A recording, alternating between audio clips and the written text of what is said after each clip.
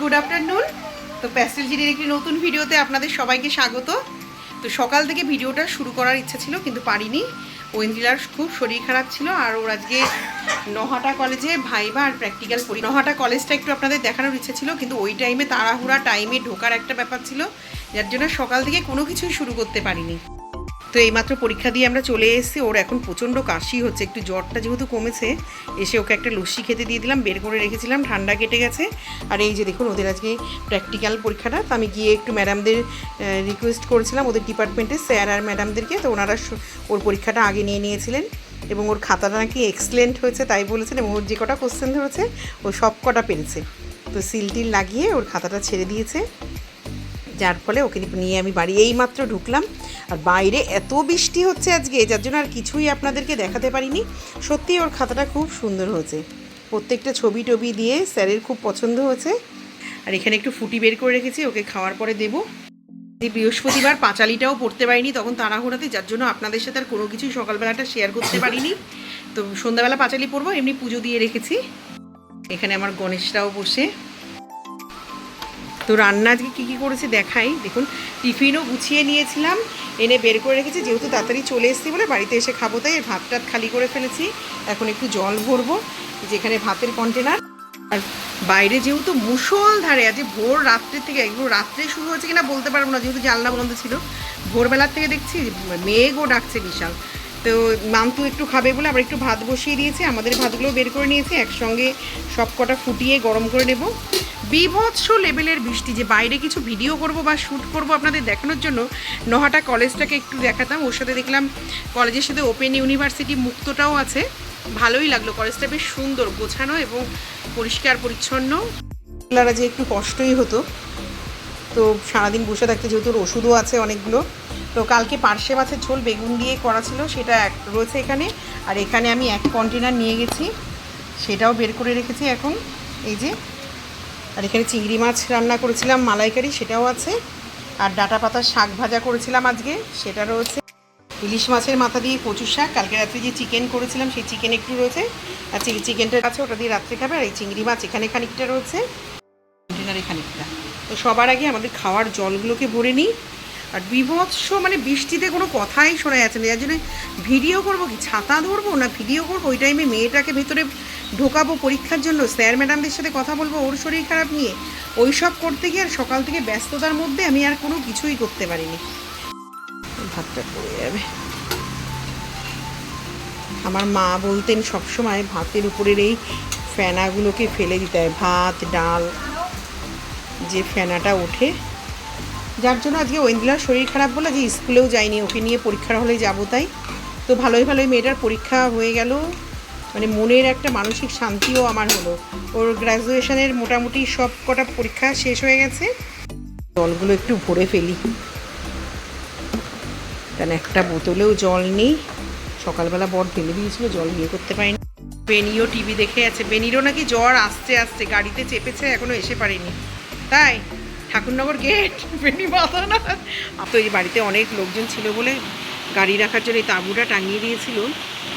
পরিমাণে জল দেখুন, এই বছর মনে হয় প্রথম এরকম মুষলধারে বৃষ্টি হচ্ছে।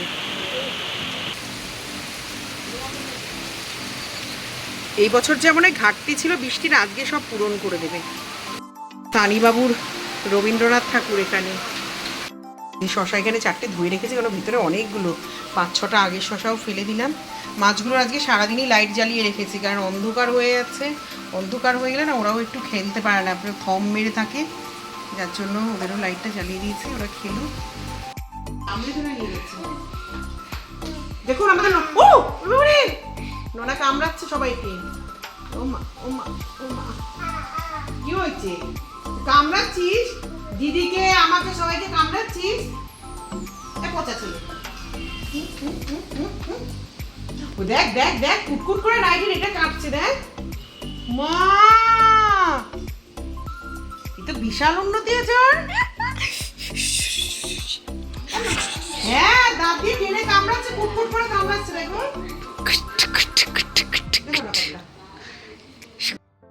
তো চলুন শশাগুলোকে একটু কেটে নিই।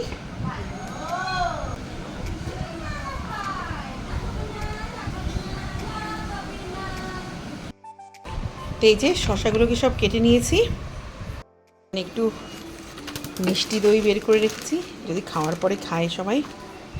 তো এখানে মান্তু আর এ খাচ্ছে, তো ওরা খেয়ে নিক, মেয়েটার খিদে নেই, লস্যি খেলো এইমাত্র। আসো টুকি, মানে আসার চেষ্টা করে কিন্তু পারে না একা একা। আছো, বসে বসে চলে আসো। আমাদের এখানে বৃষ্টির অবস্থা, 6টা বাজে, এখন 6:10 বাজে, পুরো সন্ধ্যা নেমে এসছে। আর এই বছর এইরকম বৃষ্টি প্রথম, মানে এখনো অবধি বন্ধ হয়নি। সাথে ব্যাঙের আওয়াজ আপনারা শুনতে পাবেন, ব্যাঙ অনবরত ডেকে যাচ্ছে। তো একটু শুয়ে নিয়েছিলাম, আর শরীর চলছিল না, 2-3 রাত মেয়ের শরীর খারাপের জন্য ঘুমায়ও নি ঠিকঠাক। আর ওর পরীক্ষাটাও আজ শেষ হলো, আমি একটু রেস্ট নিই। তো চলুন এখন একটু সন্ধ্যা দেবো, চা করবো, চা খাবো। নম করো, নম করো, ভালো করে করো, নম নম করো, করো করো, নম দাও, হ্যাঁ নম, 2 হাত দিয়ে দাও, 2 হাত দিয়ে, হ্যাঁ 2 হাত দিয়ে, ভালো করে দাও, ভালো করে দাও, করো করো, 2 হাত দিয়ে করো, হ্যাঁ নম নম। না কি করে কে রে দিদির, এখন সন্ধ্যাবেলা আমার মেয়ের টিফিন কমপ্লিট। ওর বড় কাকাদের ঘরের থেকে ওর আন্টি চাউমিন দিয়ে গেছে, আর ছোট কাকাদের ঘরের থেকে আলুর চপ দিয়ে গেছে দুটো, ওই খেয়েছে। ফুটি খেয়েছিলে 1 গ্লাস, খা, তবে চা বসাচ্ছি। তাই তাই তাই তাই তাই তাই তাই তাই, হ্যাঁ না পাগলা,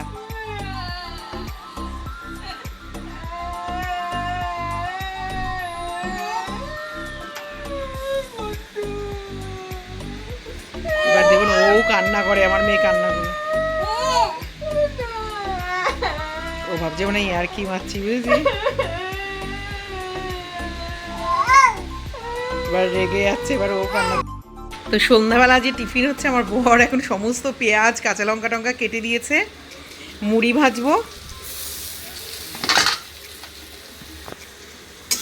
আরে তুমি এখানে বসে পুড়ে যাচ্ছে, আমি ঘরে গেছি, দেখো না। পেঁয়াজগুলো এখানটা একটু ভাজা ভাজা হোক, লঙ্কা একটু কালো জিরা দিয়েছি, ওর আবার কালো জিরা দিতে বললো, ওরা এই মুড়ি ভাজাটা খুব ভালো খায়।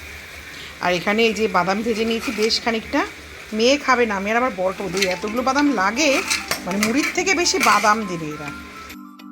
আর এখানে চায়ের জল বসিয়ে দিয়েছি, একটু দুধ চা খাওয়ার আগে ইচ্ছা ছিল, কিন্তু মেয়ে খাবে না, যেটা ওকে দিয়ে ওই বেলা অনেকগুলো আমার বড় আম, আর মেয়ের যেহেতু প্লেটলেটটা নেমে গেছে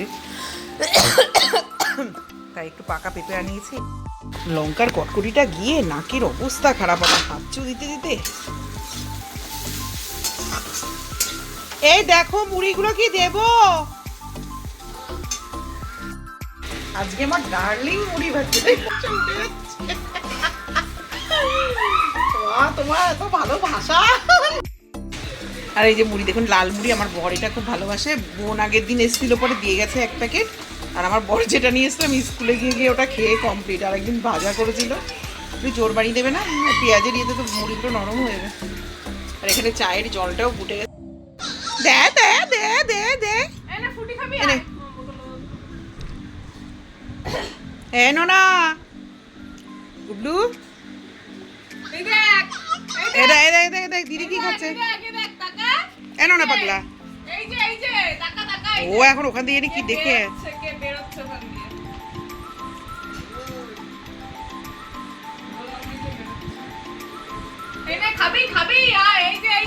ও ওর বাবা যাচ্ছে, ওর বাবাকে দেখেছে। কে কে ডাকে বাবা, ওই জন্যই তাকিয়ে রয়েছে। আমার তো ঝালে মোটে পোষায় না, বিভৎস ঝাল হয়ে গেছে মুড়ি, বললাম না আমার নাকের মধ্যে এমন ঢুকছে, মানে হাঁচি দিতে পারছি না। চা ওখানে হয়ে গেছে, লিকার চাই করলাম, মেয়ে যেহেতু দুধ চা খাবে না। ভীষণ ঝাল, আমার ঠোঁটের পাশগুলো জ্বলছে, একটুখানি মুড়ি মুখে দিয়েছি। তো লিকার চা, পাতা চা অ্যাজ ইউজুয়াল যেমন খাই আমরা। আর এখানে মুড়ি মাখা, সাথে আমার বরের প্রিয় ফেভারিট কালকেও বন্ধ হয়নি।